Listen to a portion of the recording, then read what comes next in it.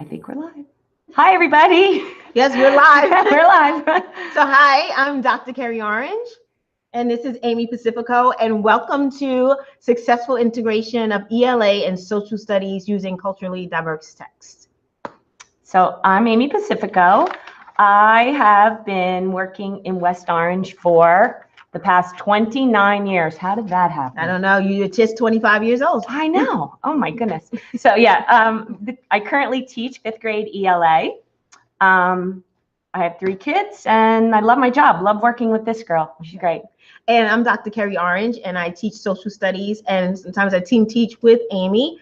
I've been teaching for 22 years, and I have a doctorate in education, and I love teaching with this professional right here. She makes teaching with her every day so much fun. So we're going to talk to you about some things that we did this year with social studies and ELA and integrating both subjects and use a lot of culturally diverse texts to make for a broader experience for our students. So Amy's going to start first.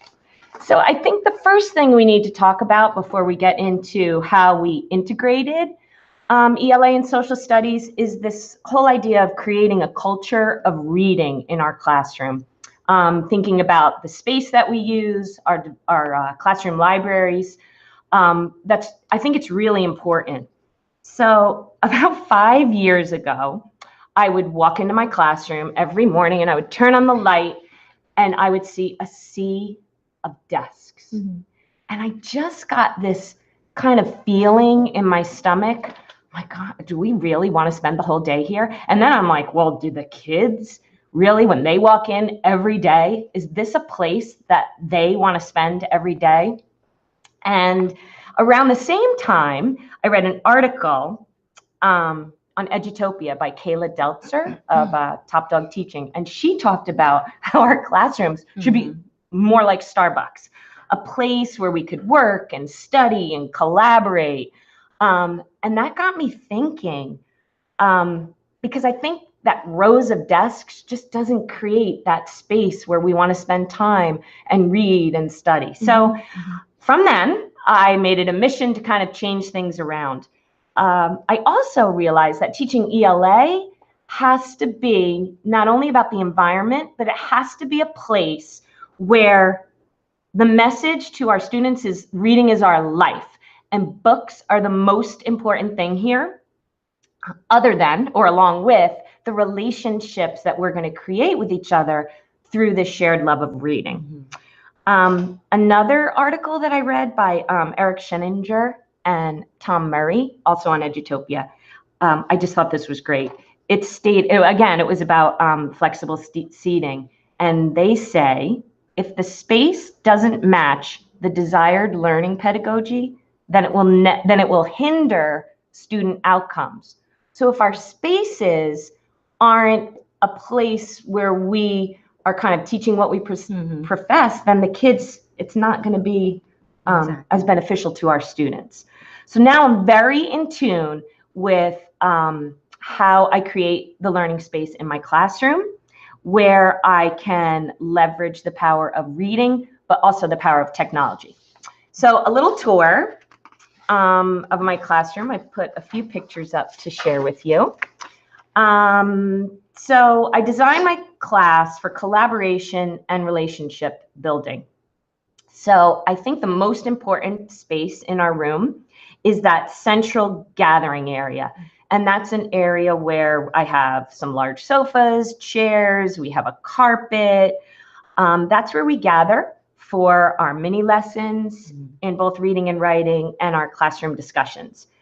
I also have a table, you can kind of see behind that, for small group work, and a high bar table also. You know, my girls go to college. Who knew that bed risers would be such an awesome thing to create these high bar tables with stools? So we also have a high bar table where kids like to sit and have book clubs, or we can meet for small group work. Classroom library. So I have a huge classroom library. Of course, 29 years, you tend to get a lot of books. But I'm very mindful about my book displays. because I just don't think a library is good enough. I think we need to create displays that also entice reading. So I think about, well, what unit are we on in ELA? What unit are we on in social studies? So I specifically choose books according to those units. Yep. I also choose books that are, hot at the time with our students, the ones that kids would like. I make sure that my book displays are culturally diverse and attract all my students. And of course, we have to have our display for books written by Mark and Scott Kelly, our own school astronauts, and also our ever popular Marley Diaz, our own West Orange. Marley Gets It Done. So those are just some examples of how I display books. I have a library full of books that the kids actually organized, which I'm going to talk about in a minute. And I think it's important to note, I do not level my books. I just feel like the students need choice. And I feel like even those higher level readers are missing out. So if you label a kid, say, I don't know, W, and they kind of just stick to those books, they're missing out on so many good books. I don't know, Bridge to Terabithia, which is level S or T. So I think it kind of hinders both sides. So I have a non-leveled library.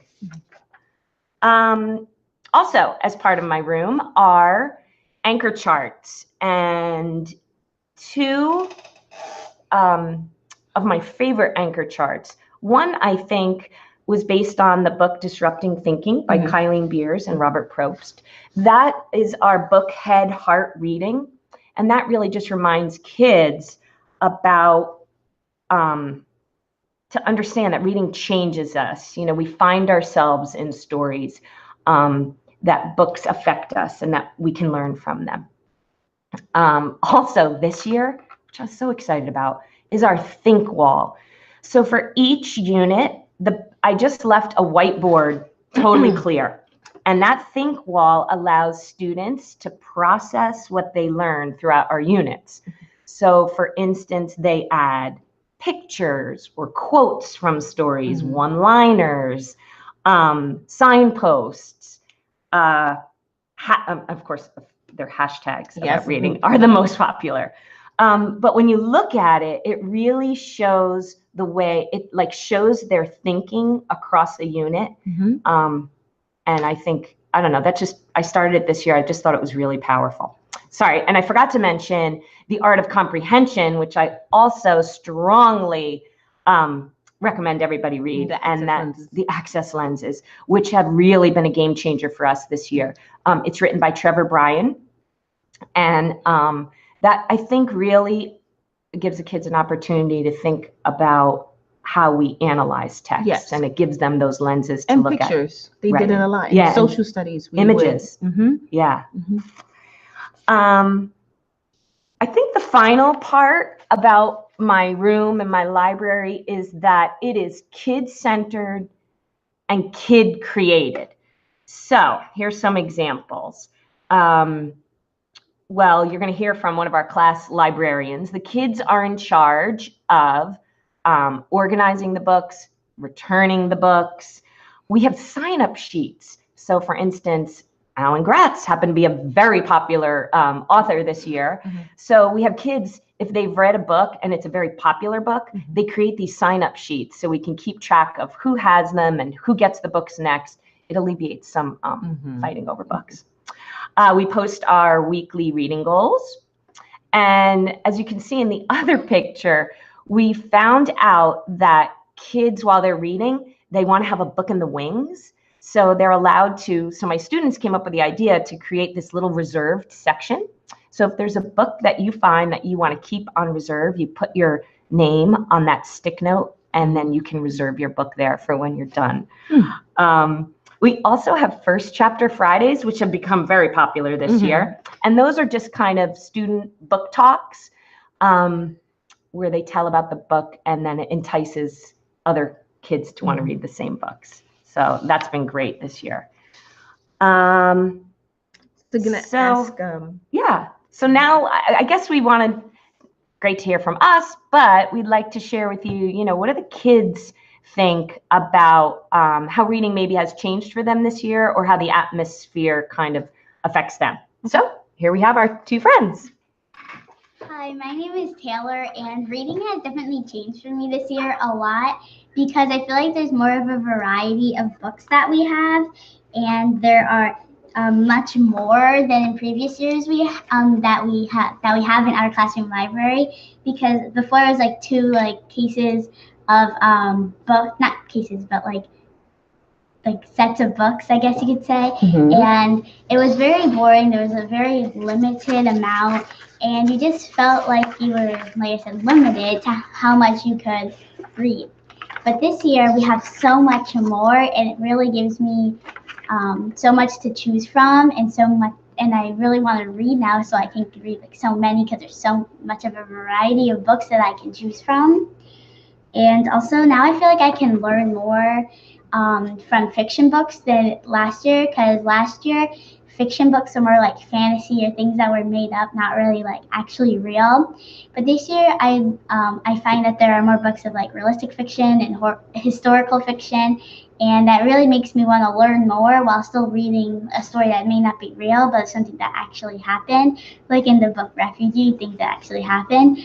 But I think that it really changed my passion for reading, because now I just want to like read more, because there's so many different things, not just the same exact thing every single time. And I find that I enjoy books more, like I would rate them higher like on my reading log than last year, because I feel like there's more diversity in the books that make me really enjoy them, learning about different things, like I previously said, and just more fun reading it to me this year. And also the atmosphere of our ELA classroom is very inviting and kid-friendly, and like Ms. Pacifico said, kid-based and kid-centered. And I like that because it's very inviting for a kid to come in and sit down and just jump right into their book to read for the first couple minutes of class. And a lot of things kids have created in this in our classroom, like the classroom library. I helped with some of my other friends to put the books up on the shelves, and the way that we organized it is also easy to navigate for kids, because before we got this new like furniture and stuff, there were just like these small cases of books with much more than like one topic in one of the bins or boxes, and it was very hard to like pick out what book you would want, because it's not really like organized in a way that makes it easy to look at. So I like how it's like that this year. And also the way it's not just like one like section centered around one topic, not like nonfiction just in one section. It's like nonfiction horses, nonfiction like dogs, just like nonfiction like everything in like a different section. So it's much more easy to read and stuff like that. And also in some other pictures you can see painted on the wall. I forgot about that. The mural that me and my friends did. And we were originally thinking of doing it somewhere else, but then Ms. Pacifica wanted us to do it in her room, and we were happy to do that because it was created by us, not by one of the adults that just like painted it. It's not like the boring white wall anymore. It's more like it has the tree, and it says today a leader, tomorrow. No, today a reader, tomorrow a leader. And I really like how it's like that. Me too. It's amazing. Yeah, they did a great job. Hi, I'm Cameron. Reading this year has changed a lot. The environment is more welcoming, books are more diverse. Last year in 4th grade, the environment wasn't as welcoming, the books weren't as diverse. They were not capturing, the books were not capturing at all. They didn't capture me. I dreaded reading because we had to pick from certain baskets that were our number or letter. It was a color. Yeah, and there was like some book that I wanted to read, but then there was either higher or lower. And then a way that so teachers can make sure kids also get to choose their books is by doing a Google form, which is what I did for our class. So what I did is I made a Google form, and then students will fill them out.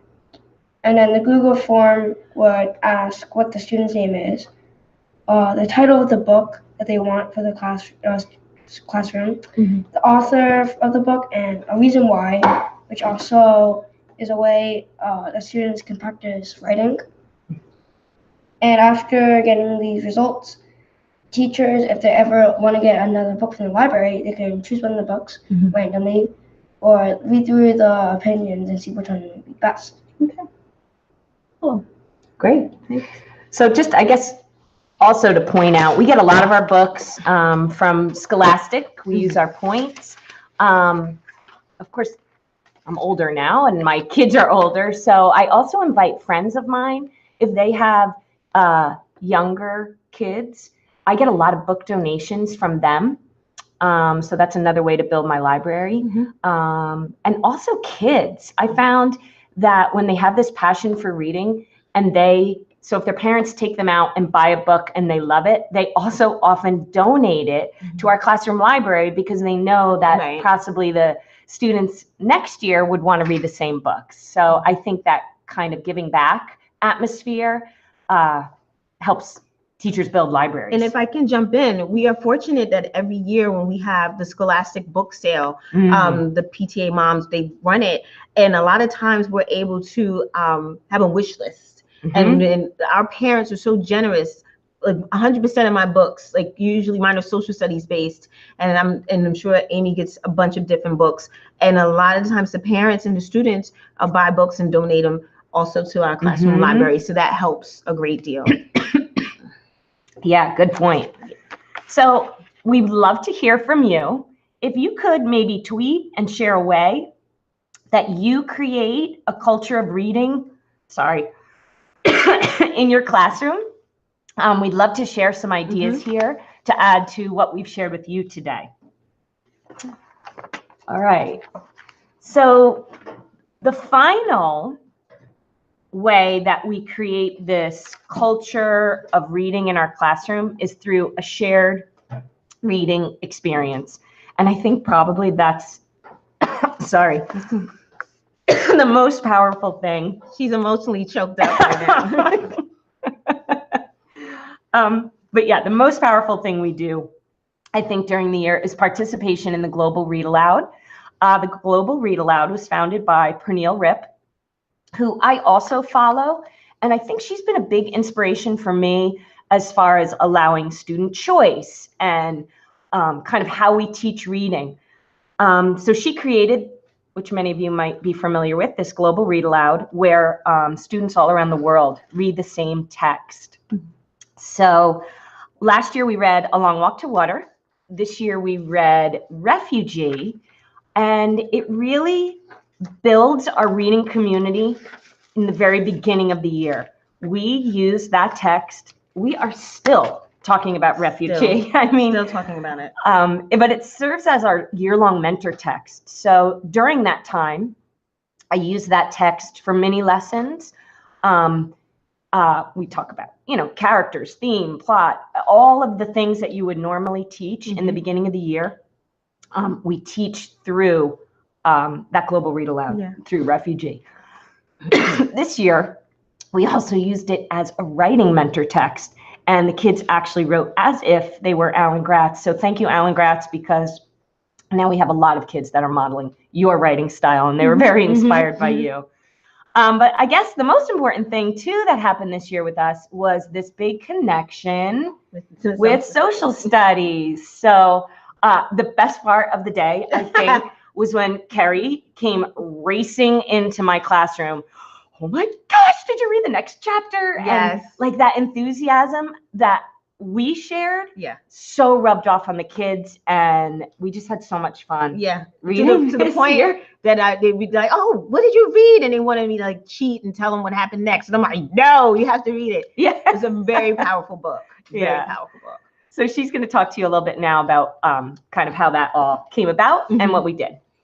So creating a culture of inquiry and research in social studies. So a little bit of background. I love teaching science. I used to teach science a lot.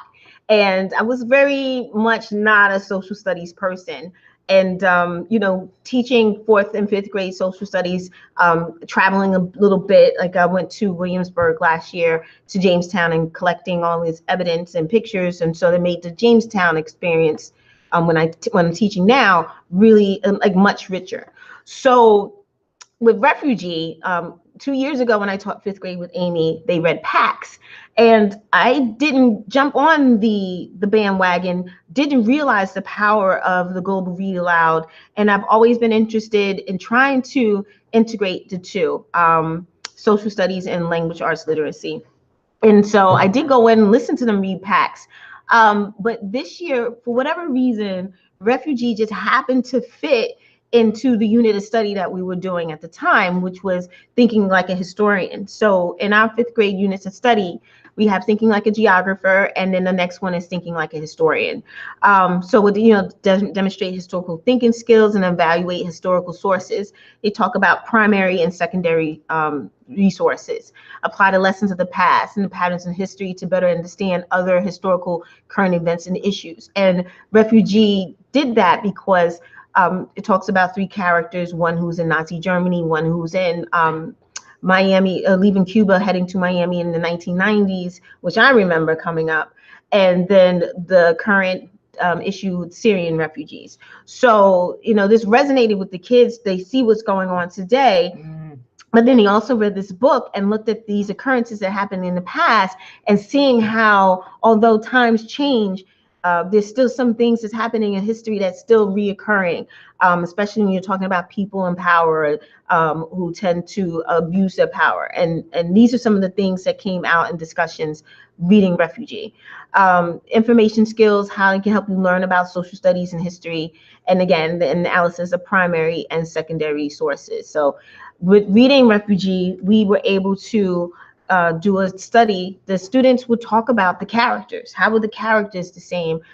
Isabel and Mahmoud and Joseph, how were they the same? And what were the themes? And they talked about that a lot in ELA. But in social studies, we came up with this dictator study. You know, one day, just out of the clear blue, one of the students is like, you know, we never talk about the reason why, like the overall reason. We don't talk about Hitler. We didn't talk about Bashir al-Assad. We didn't talk about Castro. So this led us into doing a study of the 3 dictators and, you know, using primary and secondary resources. So we were able to connect the whole thinking like a historian unit of study and the goals and connected to Refugee and made a deeper, richer reading experience for the students. They were able to go to Amy's class and discuss, oh, you know, we read about this, or we discussed this with Dr. Orange, because I would read a couple of chapters also in social studies class. And then they would come back from ELA and say, oh, we talked about this with Mrs. Pacifico. So that made for a richer experience. To give you some examples of some of the things that they did, some student work, when they did do the study, they had they used technology to develop some quotes. They used Google Slides. So here's like a cover slide where they talked about the 3 dictators, and they had quotes. And so they discussed, you know, the things that Hitler said, or Assad said, or Castro said about being in power, or doing their regimes, and we're able to dig in deep and talk about what were some of these things that they said and what did these things mean. And so not only do we have the historical analysis, but they're also analyzing language, which is something they can take back to Amy's class. You know, when you talk about the access lens with the pictures, also now using quotes and looking at these through a different lens and analyzing what these quotes actually mean. And it resonated with the kids. Another example of student work, another one was the evil dictator. They titled it Evil Dictator, like twirling your mustache. So they did, this was an excellent one. They had, we used Padlet, which is something that's like a digital bulletin board. And they had the introduction, and they talked about Adolf Hitler and Fidel Castro and Bashir al-Assad. And they had details about their lives and that background and their upbringing.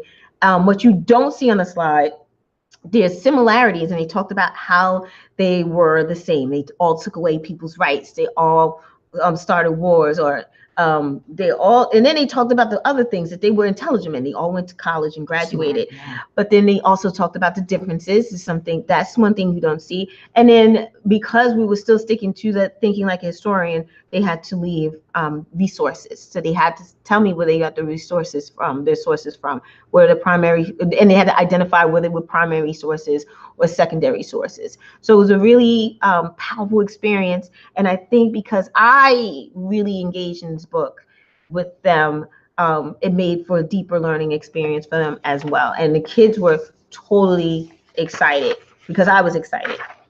Some other examples of tech integration that we did use, besides Padlet, like Cameron spoke earlier, you use Google Forms. They use Google Slides to do some presentations. Seesaw and Flipgrid allows them to do some video representation. Google Hangouts, Google Classroom. I might post a quote in Google Classroom and have them, analyze this quote and tell me what you think it means, and then they would have a running stream and they could respond to each other's answers. I think that's so important. Like you just said, the post in Classroom or even on a Padlet, where in the past, when you hand out a worksheet and a kid writes a response, well, who sees it? We do. Right. And it really, I just don't think it's as meaningful for them. Right. But when they're sharing on a Padlet, they're sharing ideas. Yes. And those, kids that are maybe slower to respond or struggling a little, now they also have mentors there. And other people's ideas. Yeah, to inspire them. So I feel like it ups their writing because what they share is, they know they have an audience, right? And I think it just inspires like struggling ones who are having trouble getting started. Also an example of how you use like social media sometimes catches a bad break because of the texting and things. So it's a good example of how students are using language written form and technology in a positive way, and helping to reinforce a positive and the accurate use of language. So I think that's also something that's worth mentioning. If you look at another example, when they did the primary sources and first person accounts, we were lucky enough to have a primary source come in, Senor Linus, and he was a Cuban refugee. And he came in, and this was extremely, I was brought to tears. The principal was brought to tears. Dr. Joe likes to cry a lot anyway, but, it was very moving how he came in and discussed what he went through leaving Cuba. And what happened was we were able to, he was in Mrs. Pacifico's room, and we were able to, video him out to other schools. So if you see, we had Kelly, our school, and we had kids talk about it. And in Mount Pleasant, Redwood, Gregory, and Washington were able to watch him speak. We had a translator, his niece, Ms. Navoa works at our school, and she came in and did the translation from it. It was such a powerful moment. And so here we have an example in the human flesh of a primary source in a first person account. And what was really interesting, and I want to note, is that his journey to Miami or to America was very similar to Isabel in the story of Refugee. So you could hear the gasp as he was speaking, because, oh my God, it's just like Isabel. Even I was like overcome about the how similar it was to the text, to the book. So I think that Refugee, just that example of it, I'm looking forward to this year's Global Read Aloud. But this is an example of how you can take the text and, collaborate with your colleague and work on trying to bring both together to make for a richer and deeper learning experience. And with that being said, we have from our friends more students who are going to talk about how this Global Read Aloud and the experience in social studies and language arts literacy made for a richer experience for them. So, ladies. Hi, my name is Jasmine. And the refugee experience for me was very eye-opening. It opened me up to what else was going on in the world, and I think that is very important to educate kids on what's happening, especially with right now. And I was very interested to hear about how people lived in the 1930s and the 1950s and in 2015. And honestly, I was thinking about it, and I was like, if you really think about it, it still happens today, even in 2019. And so it really hits you, and you start to think about all angles, which I think really helped when we were reading it in both social studies and ELA. And we were able to make connections that if we read it in one class, we normally wouldn't be able to make. And I think the social studies aspect of it, we really looked at like the dictators' lives and the history of it. And in ELA, we looked at the character traits of the characters and their actions and what that might have meant. And by doing that, we made connections in both classes, and it was like really interesting. And so I was just really interested in the book based on like what we were doing, like going back and forth to classes and talking about that. Compared to previous years when we would just read books in one class and we wouldn't be able to have that connection. And I think that was very important, and I really loved that experience. Good, thank you. Hi, my name is Sophia, and I'm part of the Kelly Refugee team. So the Kelly Refugee team started from the book Refugee, which was by the amazing author Alan Gratz. We read this book for the Global Read Aloud, where all the fifth graders came together and read this outstanding story. To quickly summarize the whole thing up, there are 3 refugees, 3 dictators, and they're all in 3 different situations. Knowing that there were refugees out there risking their lives just to get to a safer place, while we just sat around and watched TV, we just knew we had to do something. So we created this team to help refugees. Wait, who's we? Oh, my friends Nicole and Taylor. We all had empathy. We felt that we had to do something about the situation, and so we did. Even though all these characters are fake, their stories are real situations. And because of that, we are currently working on a fundraiser.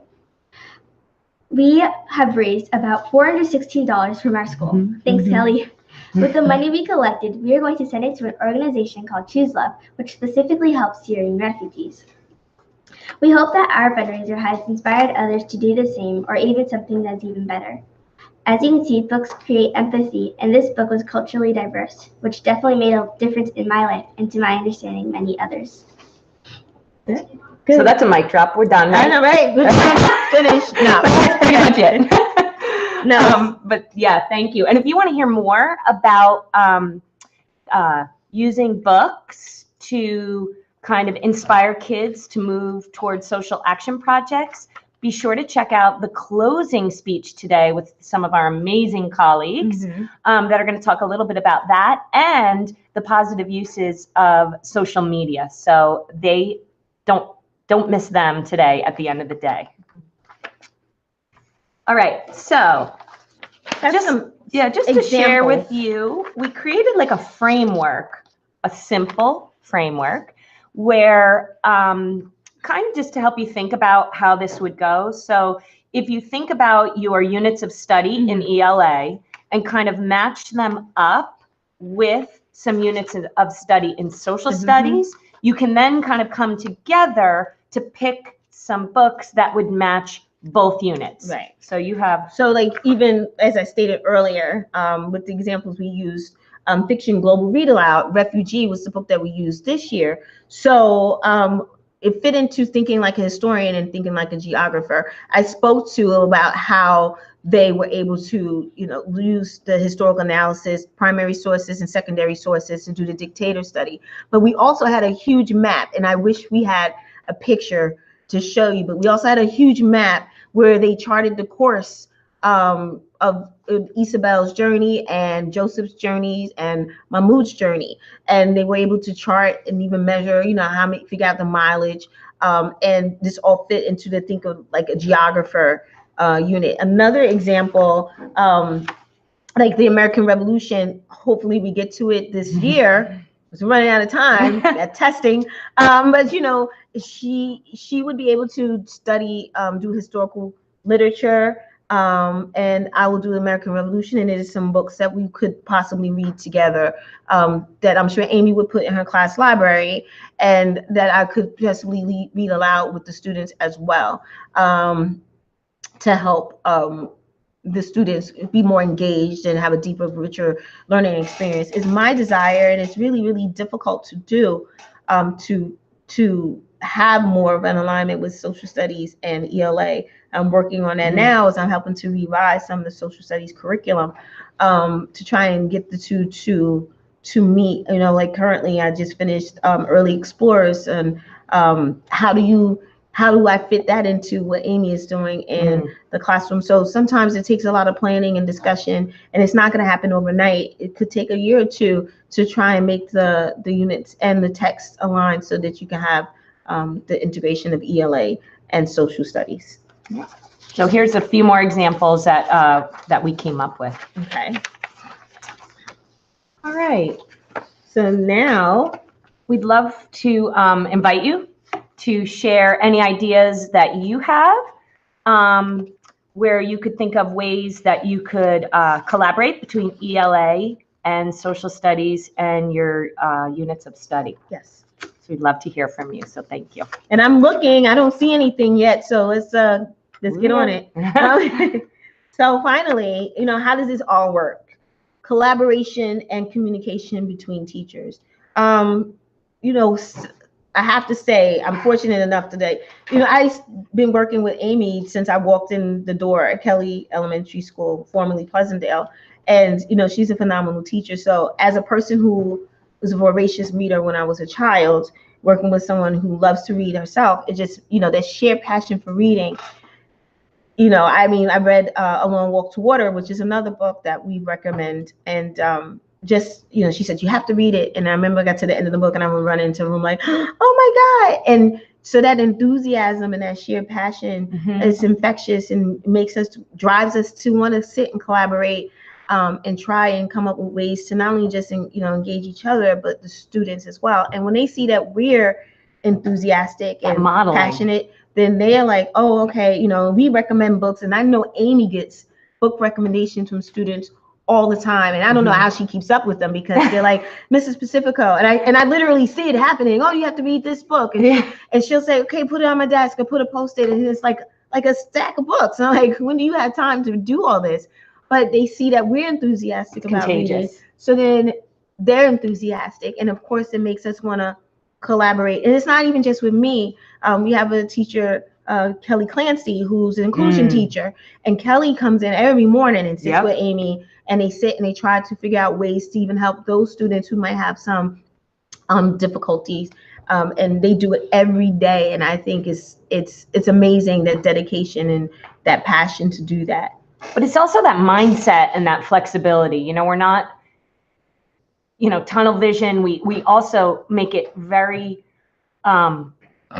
it's very important that we also go by what the kids want. Yeah. So like you mentioned when you know, that kind of dictator study came out of the blue. Well, because we went on what the kids wanted to do. I think, you know, we need to think about when we're teaching units, what would the kids be engaged in? What would they be interested in? It's not about our books and our book choices, but just to follow their interest and follow their lead. It's emergent, because after she finished Refugee, they became so engaged in World War II. And the next thing you know, they were reading, like, inhaling all these books about World War II. And isn't that what education should truly be about? I mean, I'm not a traditional educator. I'm alternate route. I worked in corporate America. So to me, to see if a child is interested in something, you run with it. And Amy, you know, we are, you know, I shouldn't say this out loud, but we're renegades. We kind of we go against the grain, you know. So the kids, maybe there was a bunch of books they were supposed to read, but they were engaged in World War II. She ran with it and then bought all these books and placed them out on the tables, and they just got immersed in it. And then you should see that you can walk in a classroom, which never happens, in the morning, and you can hear a pin drop because everybody is in the book. And that's what it's supposed to be about. So that's speaking to that thinking outside the box. Like even with science, the kids, we're doing plant study. I'm like, what's the best way to learn about plants? Let's grow some. So we're growing plants and starting a garden. And that's important, especially to me with ELA, trying to create readers. You have to be a renegade. You have to think about outside the box. Yeah, because that whole World War II unit, that wasn't even kind of what I had planned my historical fiction unit to be about. Not at all. Well, not at all. But when I saw this like swell, I said, we got to go with it. So we went on, we ordered books, we got points, and we just kind of made it happen. So we'd like to leave you today with some final thoughts from our students. And we hope that you listen and take their messages to heart. So, final words to our friends out there. so I'm Cameron again, in case you forgot.